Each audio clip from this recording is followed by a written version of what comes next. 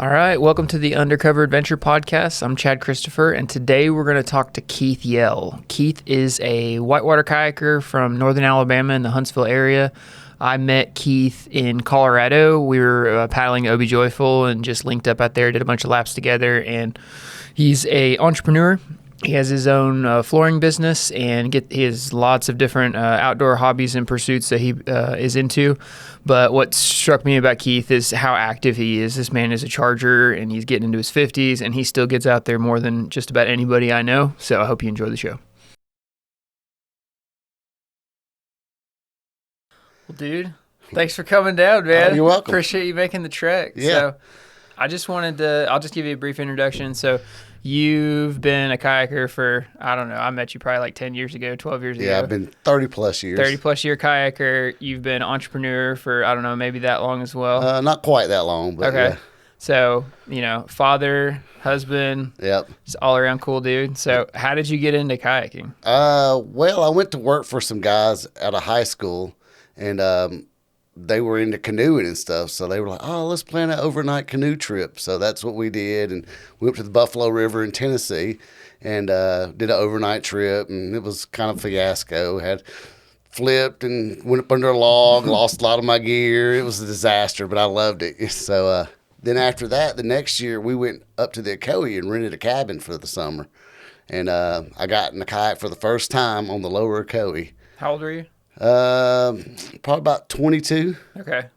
So I was already starting to get to be an adult before I got into it. Gotcha. So when you were younger, like, were you an outdoorsy kid? Like, No, pretty much just baseball, football, bicycle riding, swimming, the kind of okay. normal stuff. So let's go all the way back. So where'd you grow up? Where's your childhood? Huntsville, Alabama. Okay. Do you have any brothers or sisters? I got two older brothers. Okay, so you're the youngest. Yeah, I'm the baby. That's what my mom would say. Does your family like outdoors? Like, do you guys hunt, fish? Like, We fished. okay. That's about it. We Gotcha. never was into hunting. Gotcha. And so, like, because most people that get into like an outdoor extreme sport or like an outdoor adventure hobby, there's kind of a precedence of like either the dad got him into it, or is there anyone that took you out and kind of showed you the ropes? No, not really. I just kind of, after the guys I worked for kind of got me into it, they kind of went to the side, and I just decided I was going to do it. And Yeah. went and started meeting people and just getting out and doing it. Okay. So how do you think that your childhood prepared you for, like, when you got older and you got into kayaking and you got into, like, entrepreneurship? Like, tell me some of the highs and lows of, like, what got you into that mindset of, like, I'm going to push through. Well, I guess when I was growing up, it was a lot of, drinking and partying and stuff like that. And as I was getting older, I was kind of wanting to get away from that, because I see people that's what they do their whole life is they just sit around and drink, sit on the couch. And as I got introduced to whitewater, I was like, man, this is great. This gives me something to do and get out and do great stuff and have fun. Then as I got into it, I'm like, man, I can get out and go traveling and do all kinds of cool stuff. So that's kind of where I lean toward. I want to get away from the drugs and alcohol. Who took you under their wing? Like, when you first, was there someone that kind of mentored you in it, or? No, actually, I didn't have a role or nothing for like the first year and a half. I met some guys down at the Locust Fork River, hooked up with them, and then they were same kind of status I was, and we all just started paddling around. Yeah. And then the next year, I became a raft guide at the Ocoee, which everybody should do at least 1 year. My little brother was a raft guide on the Ocoee for 2 summers. Terrible job, but Hey, man, great experience. It's the best. It's the best. You learn a lot about people. Yeah, you do. So when did it go from like, okay, I'm going to do this thing, like, this is cool? It was pretty much right off the bat. I started kayaking. Like I said, I didn't have a role. We would go to the ender hole, the Locust Fork. I would do enders, be pulling my skirt before I'd even hit the water, And then when we went to the Ocoee to be raft guides, still didn't have a role. We went Chattooga class, section 4, and then Tellico. And then as the summer went on, I got a role, and there we go. That was it. Then I knew real quick that I didn't want to be a raft guide because I was raft guiding and not kayaking all day. So that was one and done year for raft guiding. Gotcha. How did you start exploring some of the whitewater around Alabama? Like, what was your initial hit list, and kind of, because people don't realize, like, when you start getting into harder whitewater, it's a skill set. It's not just the whitewater, it's the portaging, it's the canyoneering, it's like some of those others. So, like, how did you start knocking off some of the harder stuff around your area? Well, of course, I met some people that was been into it for a little while, and they got me into it. We did Little River chairlift section. Of course, was one of the first big things that I did, and then after that, it's like, wow, I want to get up and do the suicide section and all the other runs that are up on the plateau. But pretty much it was Locust Fork to start out with, and I met people, and we just kind of progressed from there. Was it a club, or was it just like... No, I never fit in the club too much. No. Me either. I tried a little. I mean, I don't know. I like that. I like the club mentality as far as, like, when you first get into it. A lot of it, there's good community, there's good classes and training and everything, but if you really want to get out there and explore, it's the clubs. They kind of restricted on what they do. That's taboo. Class 5 is not really the scene for that. Right. But so when did you when did you start getting to the point where, I don't know if you consider yourself a professional kayaker, but like you're good enough to be like, when did it get to like, I'm going to pursue this at a really high level? I guess after a couple of years at the Ocoee, me and a buddy of mine were like, man, these boats, they're too big for us. We want to do freestyle and compete. So we decided we were going to make our own boat. Okay. So we made the Chaos with a K. It was shaped like a football. It was crazy. You couldn't hardly roll the thing. What year was that? That was like a 94, 95, somewhere around in that era. Okay. And describe the Ocoee in 1995. Yeah. What was that like? Everybody had their long boats. It's all about the enders back then, And then we come with this little short boat, and it's like, oh no, we could do flat spins, air tricks, stuff like that, and it was fun. Okay. Hell Soul used to be actually a good spot. That was the hangout spot? Yeah, that was the spot. Okay. Gotcha. And then what was your first, like, out of region paddling trip? Oh, me and some buddies, we were going to go to Colorado. They had a big water year, so it was a little bit late in the year. We were going to take the river rescue course, the training course. Oh, man, so that gave us a good excuse to go out to Colorado. So we went out there and hung out at the Cache Laputa and went down to... Traveled all around, actually. It was great. Went to Crested Butte. We heard about Obie Joyful, but we didn't go up there. We ran Slate and other things. It was great. It was a great trip. Nice. What year was that? That was probably in 98. Okay.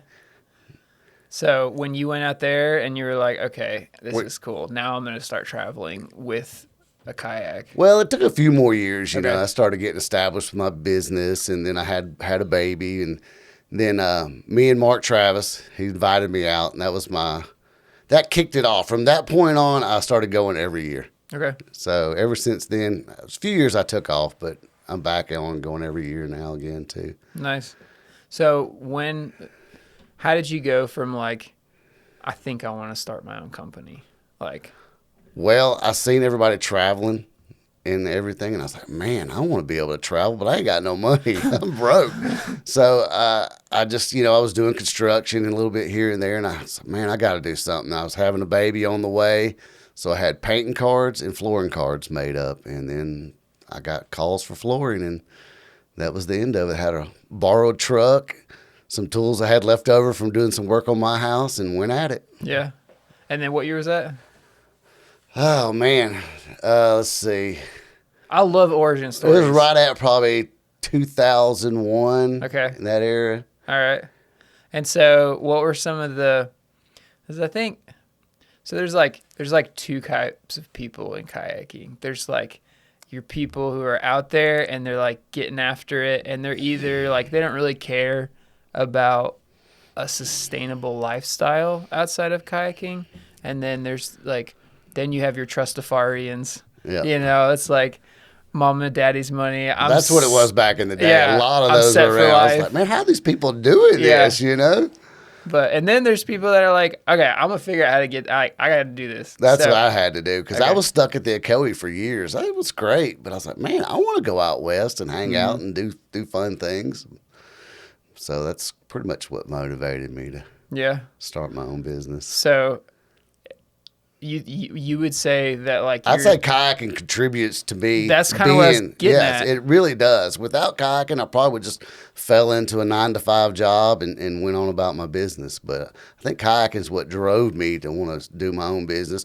I would work 14-hour days, 4 or 5 days a week, so I could take off and go kayaking. So, my wife would be mad at me, but that's how it went down. That's all right. I'm used to that by now, you know. But so when you first started your business, describe some of the struggles with like bringing on good people, scaling, like marketing, like how did all that work? Well, it first started out, it was my first wife had left me, and it was just me and my young daughter. So I had a borrowed truck, had to get my friend's grandmother to watch her, and then we just pretty much, I just went out and had a couple of people I worked for and just worked really hard and got built up a reputation that I would show up and get the job done. And it was pretty much just me from the get-go. I'd have my brother and a few people help me here and there, but it's pretty much just me doing most of it. Well, what advice would you give to young entrepreneurs, like people that are just they got an idea,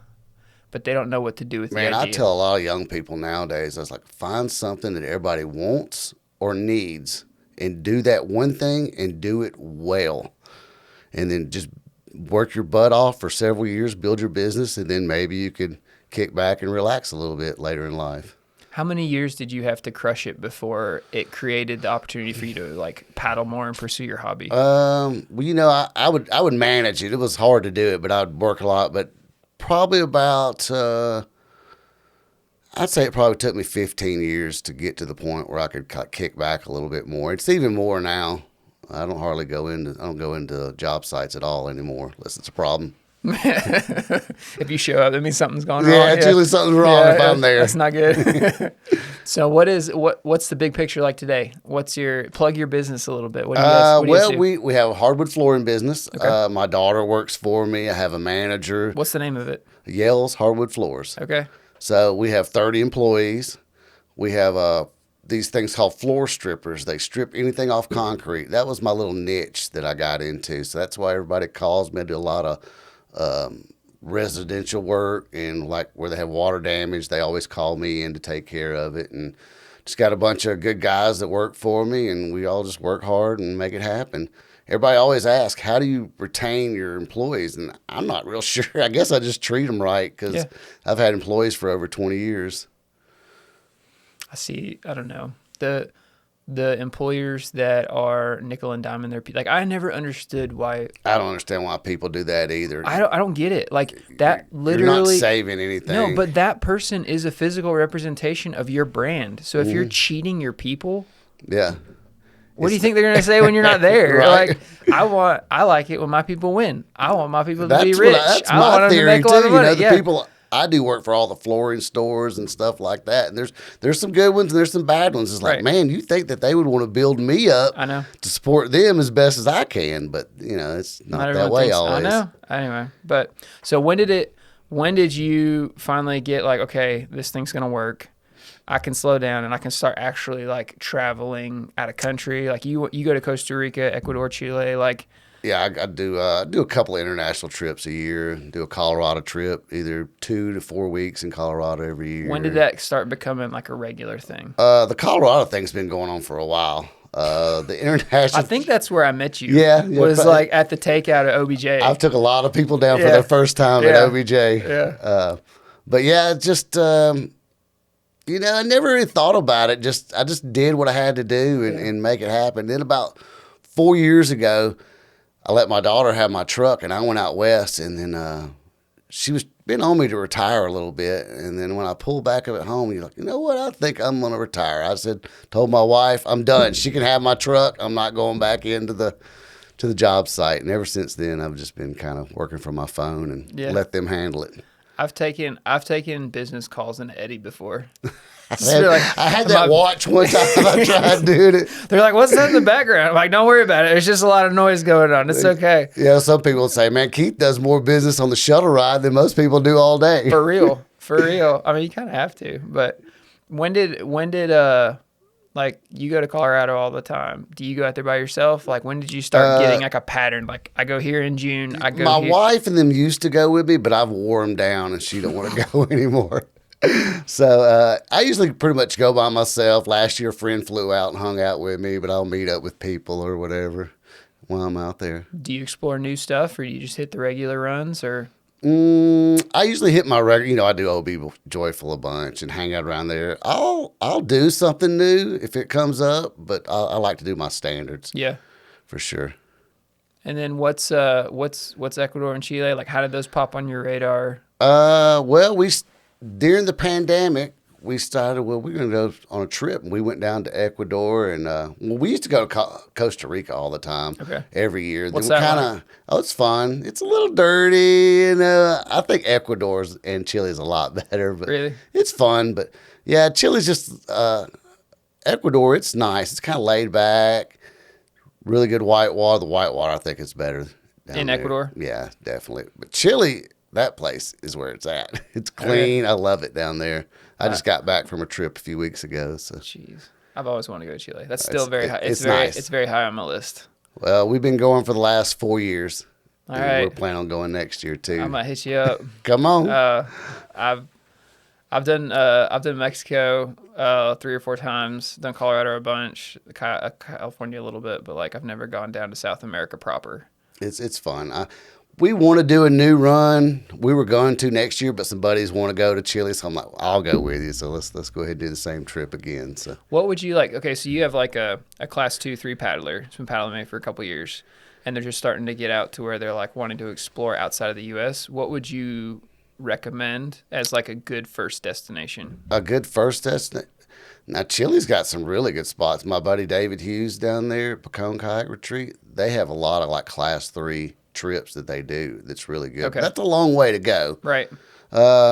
What's a good out of country trip on a budget? On a budget, Ecuador. Okay. You could be in Ecuador the same day and be going to go kayak. It only takes you about 5 hours to get down there to fly.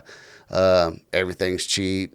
You can get cheap guides if you want to. You can do taxis everywhere you go. For shuttle and everything? Yeah, for shuttle, everything. The taxi drivers know where to go to. Okay. So you just tell them and you're All on, right. We rent a local guide usually too, just to get us, navigate us around. Because if you don't have a lot of time, it's better to have somebody that knows what's up. So you can just go straight to it and get with it. But yeah, I think for a budget trip, Ecuador is probably where it's at. Okay. You can go to Tena. There's a lot of class 3, 4 stuff around there. Of course, their class 3, 4 is usually a little bit harder. Oh, yeah. Ecuador's normally got some bigger water stuff, isn't it? It's big water stuff. It's stuff. like boulder gardens and. Yeah, it's big water. We're not really used to that in the South, but we maintain. Yeah. What's the Chile kind of like topography like? A lot of waterfalls down there. There's some big runs. We got to do the Fui this year and stuff like that. The Trancura's right there. It's big water, but a lot of waterfalls and just it's really fun. We went to the Claro, which is like a gorge that's cut out of the volcano. It's rock. It's great. Yeah, it's super fun. We got to do this year. I was sick when we did the Gargantua section, so I didn't get to go this year. But yet last year I got to run Gargantua section, which has got the throat of the devil on it. It's pretty intense. That's crazy. When you first when you were going down there, I mean, this is probably I don't know. Like how did you link up with people? Like people that want to go out and explore. Like how did you do it? Like how would you give advice to other people that want to do it? It's easier nowadays, but like I just have friends that we all loaded up. Like back in the day, we used to all go to Costa Rica. There'd be a bunch of us. We would load up and head down there and raise cane the whole time, and it was great. It was like the wild, wild west back then. It was crazy times, but it was. What's some of the stuff you like in Costa Rica? Like, what are the runs down there that you think are awesome? People should check out. The Sarapiquí area's got pretty nice. It's got the Paso Sul, which is a big waterfall over there, and Pacifico area down south. That's really nice. It's been a while since I've been down there. We might try to make another trip before too long, but it's there's some good runs down, but the water's kind of dirty. Yeah. Any of their bigger runs have got cities around them, and the water's just super dirty. Like you have to take a shot of guaro and put it in your ears and everything else. What's your worst Montezuma's revenge story? My worst, man, was like when I first started, when I was a raft guide. That year it rained, and we went to the French Broad and went to the Locust Fork, and somehow I got Giardia, and I didn't know it. It was horrendous. They said I had stomachs, this, that, and the other, and I was about to die, it felt like, and finally it took me all summer to get rid of that stuff. Yeah. And then last year in Ecuador, we went down south, and man, the mosquitoes were just horrendous. My buddy got dengue fever down there, so it was, it's no joke down there. Yeah. What's your worst international travel story? My worst international travel story. I don't know. There's been a few. Probably one time me and my buddy, I booked my ticket, he booked his, and we were going to get on the plane. And he was going, I gave him my ticket. They're like, no, you're 10 hours later. I'm like, what? He said my jaw hit the floor because I was like, so I had to wait in Miami for another 10 hours to catch the next flight. He went on. That was like my first big trip too out of the country in a while. So it was like, oh no, here we go. You ever had like customs seize your stuff, or do you fly with your kayaks a lot? Not anymore. Not anymore. I used to when I used to go to Costa Rica. No, I never had any problem with it. I'd get the little slip in my bag where they searched my stuff. Yeah. But no problems there. I had a few injuries in Costa Rica, but nothing major. I had a big fall one time. I fell on a cliff. Try to take it easy when I'm international and not get hurt too bad. But. Medical care outside the U.S. isn't quite right. Yeah. I'm a little more like, right. I don't know about that. But what so like from my experience, if you go on a trip like that, you vet your people, like you know who you're going with, like you want a good team you trust. Usually just go travel with one person is really nice, and then have you a guide or somebody set up for when you get there. It makes it a lot easier. You get more guys, it's fun, but logistics starts getting more and more for sure. How do you pick your paddling partners? Like, what are some of the things like for people who are just starting out and they don't what do they need to look for, or what do they need to emulate to be a good team member? Well, somebody that definitely can paddle, hold their own, and somebody that can hold their own financially too, because you don't want to have to pay for somebody. I've had to do that a few times, drag somebody around, have to pay for them. It's usually just friends, somebody you can get along with and hang out with, It's pretty much what it is. What about a skill set? So some of the people that I paddle with, like one person's like a medical, and then like I nerded out on like the ropes and the rescue and like the mechanical advantage. So I was always like, if stuff went sideways, everyone's looking at me. But like did you guys have like? No, not necessarily. We just friends that we've all paddled together, and that just it's usually when I travel with somebody, it's somebody that I've paddled with a lot usually. Yeah. All right, what about the States? What's your favorites in the States? My favorites? Of course, Ocoee Joyful. Right. Well, Ocoee Joyful, I haven't been to Little White Salmon in many years, but that's high up on my list. Local runs is definitely the Bear over in Cloudland Canyon. But Little River Canyon is my home. Yeah. That's where I'm at all the time. Johnny's Creek, that's my daily run, and pretty much where I like to be at. It's Little River Canyon area. I've never done Johnny's. Have you not? That's a fun run. I need you to take me down, man. It's fun. Okay. What about describe the Bear for people that don't know what that is? The Bear. Woo. Well, it's pull drop pretty much to start out with. It's it depends on the water level. If it's going to be hard or difficult. The higher the water, definitely it's pushier. I've been doing it for, I think, 28 years now. On the Bear. I'm still hanging in there. I try not to get hurt as much, but it's pull drop till you get down to the bottom. You got a couple of big drops and there's stairway, which I don't run it all the time. I try to at least run it once a year. And that's a big rapid. It's a big rapid. So like someone who doesn't know what stairway is, like to try to visually describe what Stairway to Heaven is. It's a 75-foot total drop. That you're 3 different drops, you're basically dropping onto rocks. Every 3 drops, you're dropping on the rocks super fast. And the whole thing's over in It's over in a blink of an eye. how many seconds? 6 seconds?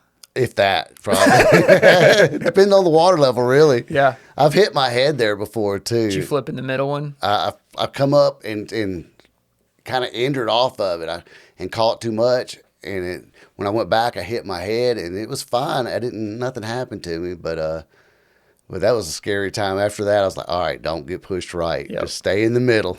It's honestly like the best lines I've had there is when I tried to control things the least. Yeah. Like, I have a bad problem of wanting to grab a stroke off the second drop, and you don't want to do that. You want your bow to drop down. I air that thing out, and it's a hard hit every time.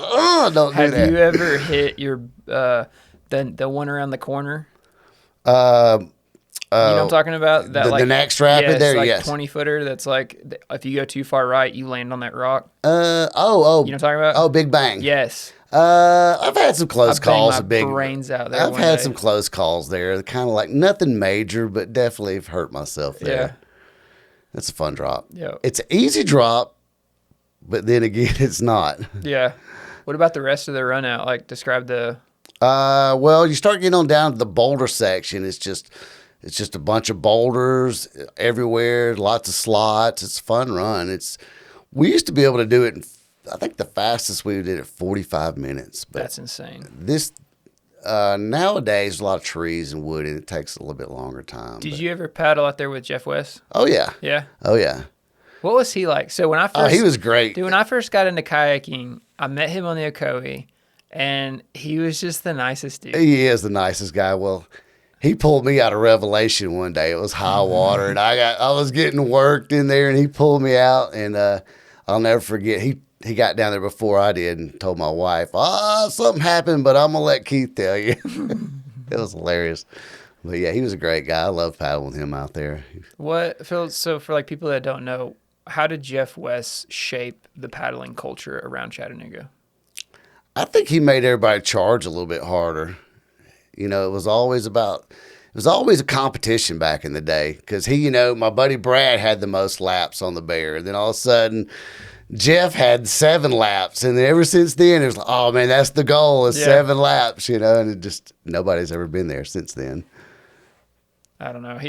He's Charger. I loved him. He's a great guy. I never got to paddle with him a whole lot, but I got a few laps on the Ocoee and just run into him. And, you paddle for 3 or 4 rapids with him, and then he'd go on and do his thing. But yeah. He just always seemed like he was the guy that would build back into you. Like, he was always willing to, hey, what are you working on? Like, what do you got going? Like, hey, have you tried this? Because he knew that river like the back of his hand. Yeah. And so. Yeah, he was great. I loved his car that he had never had racks on. He just dented the roof in where the kayaks fit on there and tied them on top. That was great. What are some of your other favorites around Chattanooga? I've done Henderson a few times. Super fun. I haven't been up there a while. I heard there's a little bit of wood in there. I'm not sure about that one. I haven't been up there in a while either. Of course, Jones is my home run. We've done that in a bunch. That was one of my favorites there for a while. But the last few years, they had a lot of wood in there. I hadn't been in there much, but try to get back in there this year. What's like 3 inches of rain hits the southeast? Where are you going? If you can help it, I'm gonna check the Bear and see if it's too high or not. And if it's too high, you can pretty much go over to the Little River Canyon area, and there's teddy bears over there. You can run it super high, and other runs you can do over there when it's flood staging. So, for people that don't know, describe how much rain plays a factor into whitewater. Oh, a ton. Yeah, it's pretty much everything. And then, in the summertime, of course, if it rains an inch or two, it's not really going to do anything because the leaves on the trees will suck the water up like crazy. Nobody ever really thinks about that. But in the summertime, there's not hardly any runoff. In the wintertime, when the leaves are gone, most of the water is going to run off down into the creeks and rivers and build everything up. So, yeah, pretty much we're rain dependent in the wintertime. Mm-hmm. Summertime, of course, we've got all the dam release stuff up around the Ocoee and areas, but we're pretty much waiting on the rain this time of year. Gotcha. And so did your daughter ever want to get into kayaking? Did you ever try to get her? Nah, they've talked about it. One of them's talked about it, but no, they'll go rafting and stuff, but that's about it. Yeah. Hopefully my grandsons will get into it. We'll see. I've been trying to get one of them, but he's I can't remember if we did 3 or 4 laps on OBJ, but like every time we got to the bottom, I'd turn around and it's like, where'd Keith go? Like we were turning around talking about the lap and you were already like up the trail going to get it. We're like, well, we can't let this guy, this dude just show us up. Last year, I think I got the most laps again last year. It was like 20 laps. In a day? No, it was for the whole season. How many have you done in a day? Like what's the most you've done in a day? And the most in a day is probably about 6, I think, walking. Okay, so for people that don't know what that is, describe what 6 laps on OBJ in a day looks like. Well, it's like describe OBJ. OBJ is it's low volume, steep creek run coming out of the mountains. A lot of slides, a couple big drops in there, but nowadays you have to walk the whole thing. So it's like foot shuttle. Yeah, it's foot shuttle. There's no walking. Back in the day, Jeff and them, when we had cars, I think they got 15 laps maybe in a day when they had a car, but they could just drive it. You could drive it back in the day, but yeah, that's been a long time ago. So pretty much no wheels, no bikes, no nothing. You pretty much got to carry your kayak. How long does it take you to do a lap and then hike back up? Like how does the hike up is probably about, if you're moving, 30 minutes, and you can do the run in 10. So you could do a 45-minute round trip. That's crazy. The locals over there don't really run the lower part. No, they don't. No, there's like avalanche, huge slides down there, and they don't think it's worth the walk or something. I don't know what it is, but that's my favorite part. I love it. I don't know. I thought it was great. Yeah. But like, so how did your adventure itch affect your family? How were you able to fit in like your wife and your daughter into I used to drag them around with me all over the place. Everywhere I go, I'd be bringing the family in tow with me. So we went, everywhere. One year we did the Potomac, we did Wisconsin, we did the whole tour, and I drug them around and I wore them down. So they don't really want to go much with me anymore. Yeah. Did they enjoy just being outside though? Yeah, they enjoyed. I think they enjoyed the trip and stuff, but I guess it gets to them after a little while, after they seen the same thing over and over again. But my wife has been great. She used to run my shuttle for me all the time. And before the pandemic was going, I had the system down. I'd drop the kids off at school. We would go over to Little River Canyon. She'd run my shuttle. We'd be back in time to pick the kids up from school. What is it? What is it about kayaking that just scratches that itch? Just like I don't know what it is, but you just got to go. So like people that don't understand extreme sports, like what is it about extreme sports that keeps bringing people back to it?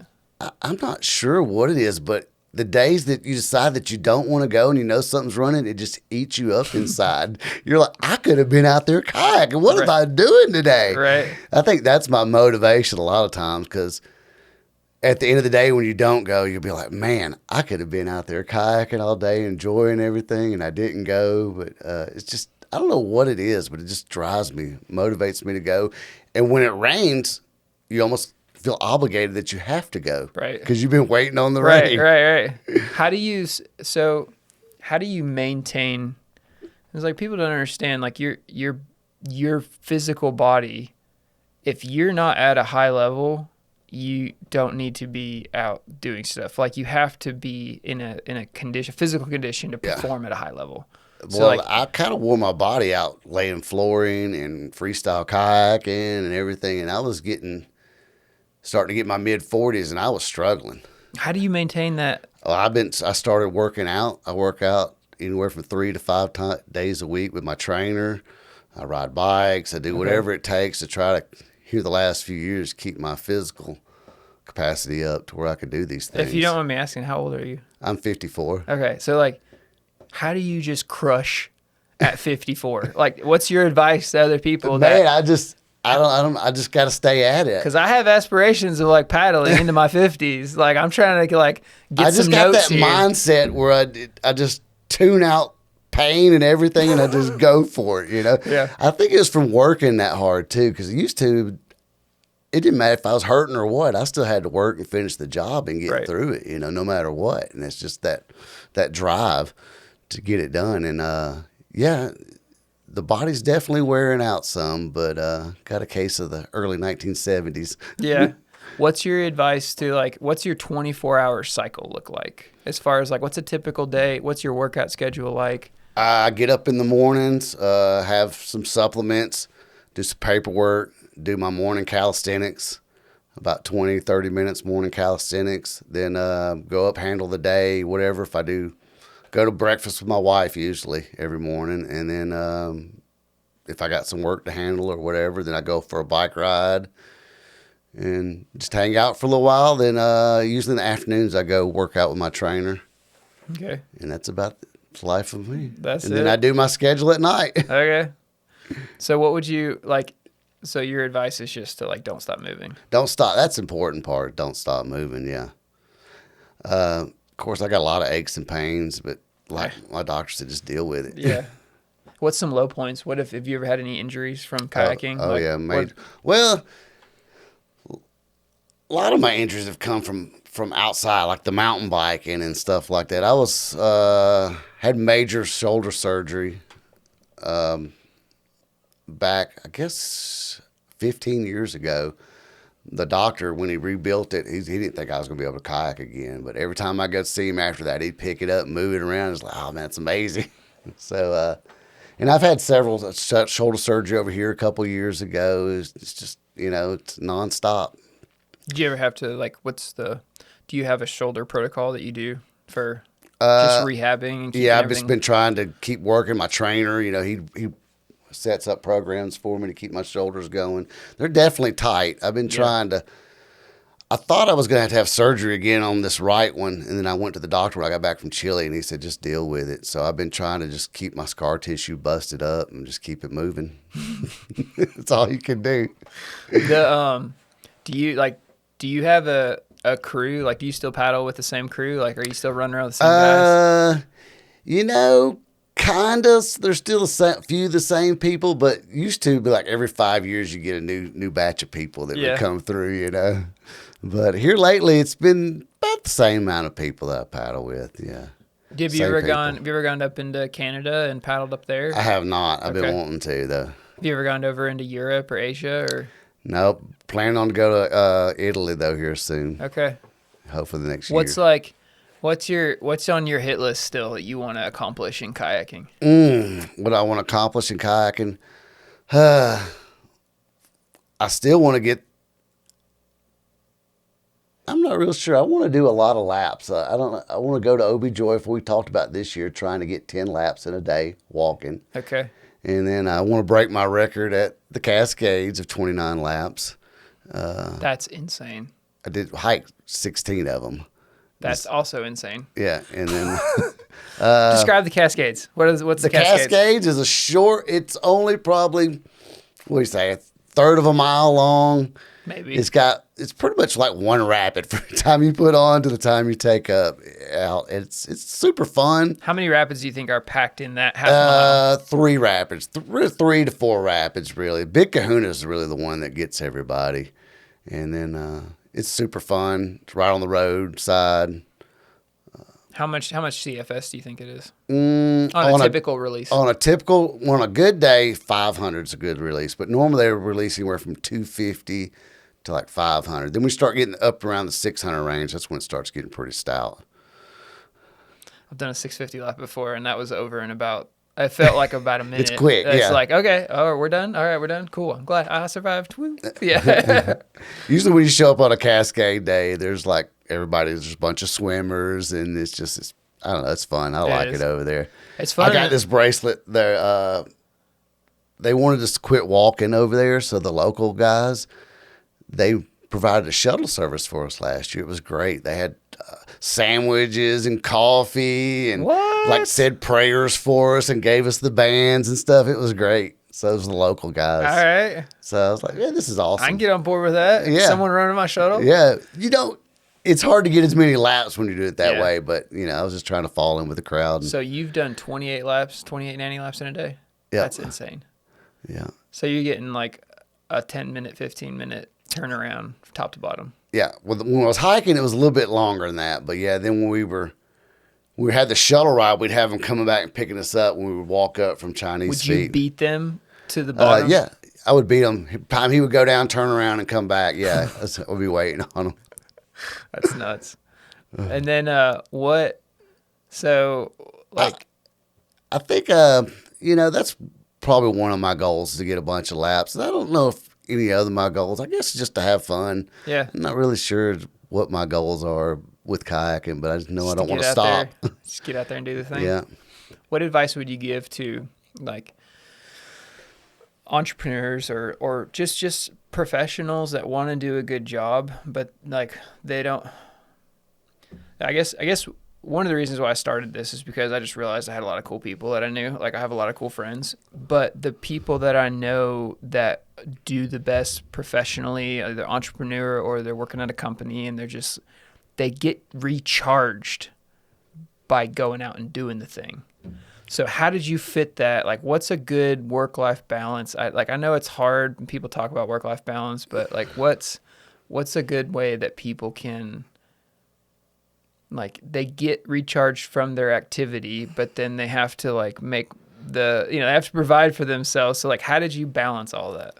I'm not real sure how I balanced it, but I would just work hard, and then so I could go on a trip. And then I do that trip, get recharged. I get back. Hey, I gotta get this stuff done so I get the next trip going. So you work to paddle. That was that was pretty much what I was working to paddle and take care of the family, and that was it.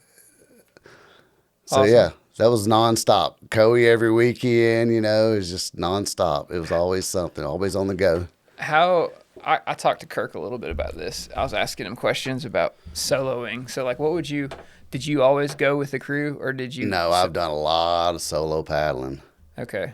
A lot of solo paddling. What's your mindset when you go into that? I've done it too. So yeah, like, I'm not as. I've chilled out a little bit more than I used to, but I was just like, let's just go and get it done. Take safe lines, do the responsible thing, because I've had a couple times when I was by myself that I did not do the responsible things, like trying to throw wave wheels off of falls and then getting worked and swimming by yourself. And what's your biggest scare? The biggest scare I've had kayaking? Yeah. What's your closest call? Little River Canyon. Back in the day, I had what an Evo is? It was a kid's boat. I used to have an Evo, and I would come through Pinball. It was a dagger boat, right? No, it was wave sport. Okay. And I would drop down in the hole and go through the cave on purpose. Drop the hole and hit it and go through the cave and pop up on the other side. Well, I ended up getting a bigger boat, a Siren, had more volume. I puffed it up a little bit. So I went to go do that move and drop in the hole. Well, I didn't drop down as deep. My head wedged between the entrance rocks. So my head was wedged. My helmet came off on impact. The boat was pushing me on the back. I was caught with my arm above my head, and I was just stuck there. And I was like, oh, man, I couldn't move. I was just stuck there, and I was like, I'm going to drown. And then all of a sudden your life flashes before your eyes. And I took a gulp of water, and I'm like, man, I got to get my arm down. I got my arm down, wiggled my head loose, and it dropped me down the bottom. I hovered, and it shot me out. And my back still hurts to this day from it. Were you by yourself? Or? No, I had my friends were hiking up around the rapid. They didn't even see me. But Marshall Fox, he wasn't in our group. He was at the bottom, and he seen me go in and seen me disappear. So yeah. But yeah, nobody else that was even with me even seen it kind of go down. That's the closest. Do you have like any other times where it's just like, Martha's Ledge, one time I was in the same boat. I went to go throw a wave wheel off of it, and it was super high. I got chundered in there, and I got caught in a little V, and I just pulled the skirt, sat there, and then finally, the boat wouldn't come out. I tried to jump out of the boat, still getting worked in there, and finally I was taking my life jacket off, and it released me enough to paddle out, and I got all my stuff out, got on the bank, was throwing up. And then, back in the day, too, I had another accident at Little River Canyon. I'm sensing a pattern. We were at Hell's Hole the day before, and I had my Pirouette SS, and I had the bulkhead all pulled up tight, for doing cartwheels and stuff. And me and my buddy was there. It was late in the evening. We're running the falls, so I go first. I come off there, and my nose went up under a little crevice, and I got pinned on the second ledge, on the ledge, Yeah. up in there. I had 25 more feet of drop to go. And I was just sitting there. I was like, oh, man. No, I was flat. Okay. Flat on the rocks, sitting there. And I was looking back. I said, oh, my buddy's going to be coming. Sure enough, he come through and boofed off my head and never seen me. So he got down the bottom. I was like, man, where's he at? Where's he at? So I was up there, and I popped the skirt, and I sat there, and the boat filled up water. It still wasn't moving. I'm like, all right, well, here we go. Hope the boat don't land on me. So I went off the drop without the boat. And I popped up and I said, I think my ankle's broke. My buddy said, oh, you're fine. Just go ahead and hike out. Well, I had to leave the boat. We couldn't get it out that day. They had to hook a block and tackle up to it and pull it out the next day. So 14 stitches in my lip and a broken ankle. From the boat landing on you? No, from just the impact on the ledge.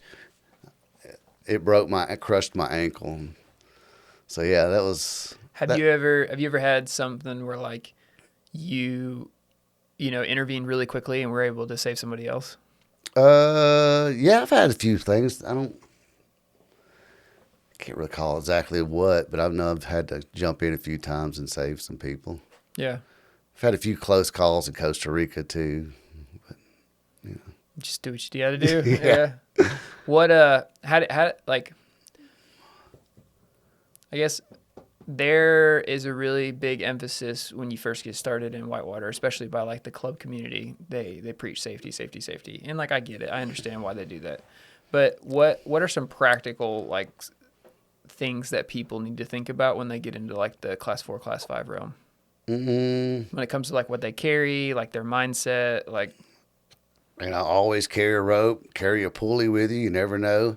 And what's the pulley for? The pulley is in case you need to hook up a system to pull somebody out. You just can't pull direct. It give you more pulling power if you deviate it from the pulley. You put your prusik on a tree or whatever you can, put your pulley, boom, you're pulling somebody out. I had an incident once where I got pinned on Jones Creek, and I had some high top shoes on. My foot got caught in the boat. So I do not wear high top kayaking shoes anymore. Always wear shoes that will slip off. People say, well, I might lose my shoe. So better losing your life. Right. Or they make new shoes every day. Yeah. So that's one advice I try to give everybody. And don't wear high top shoes in hard whitewater, because you want to come out of those shoes if you need to. Yeah. Your foot gets stuck in the rocks, in the boat, or wherever, And